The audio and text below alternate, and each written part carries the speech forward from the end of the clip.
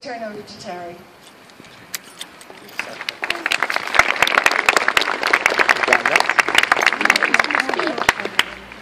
100 years ago this week, on the 2nd of September, two houses fell on the corner of New Street and Church Street, facing the front doors of Farnham Hall. 7 people were killed that night. One was my great-grandmother, Margaret Brooke. She was last seen alive shouting out the windows that something was about to happen. And among the people below were 2 girls playing at the corner of Farnham Hall, Mary Mills and Lou Ford. Now, on seeing the dust billowing out the windows and the door, thought it was a fire, and were forced to raise the alarm on the street.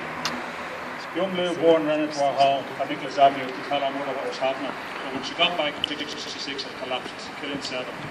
3 children, 2 men and 2 women. Number 67 fell some minutes later, and this all happened around 8:40 in the evening.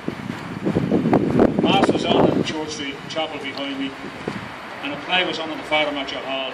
And those in the hall thought they were hearing the sound effects and part of the play, when in fact it was the tenement collapsing. People came from all over the city that night to try and help. Dublin Fire Services worked alongside locals and doctors from the Richmond Hospital and the DMP. But from the start and throughout the night, right up to the burials 3 days later, the Capuchins from Church Street worked tirelessly and helped in any way they could. My great-grandmother lived at number 64, and we think she may have been visiting number 66 that night. Hugh Salmon was 17, was locked out of Jacobs the day before, and rushed into the building 3 times to save his sisters, getting killed in the 3rd attempt along with his second younger sister Elizabeth. After that night, an inquiry was set up into housing and people's living conditions. And while this was going on, this area, along with other parts of tenement Dublin, was photographed, and these are the photographs of the Dublin slums we mostly see today. This tragedy set a precedent for making safe or demolishing other such buildings in the city. At that time, this area had not only the worst living conditions in the city or the country, but worse in some parts of the world. Jim Larkin, who was arrested 2 days before the collapse, is quoted as comparing his living conditions in Mountjoy Jail to the living conditions, to his conditions in the prison, meaning by far his were the better. When the Church Street tenements were pulled down, and the housing we see around here today was built in 1915 and 1917, those directly connected to the collapse were given first consideration.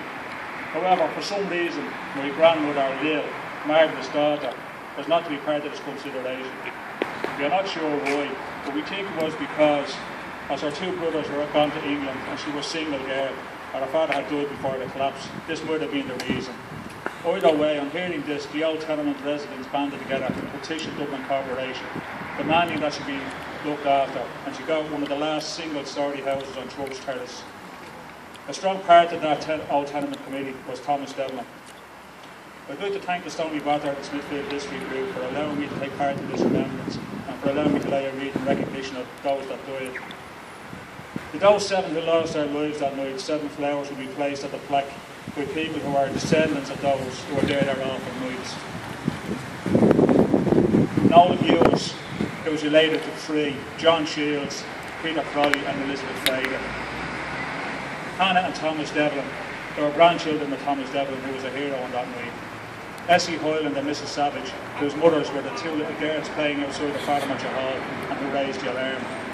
And lastly, I've 4 generations since that collapse, and I'm still in the area. And my 2 granddaughters were 6 generations since the collapse. I'd like to end this part of the night by letting them lay the last 2 flowers to those who died on that night. Thanks.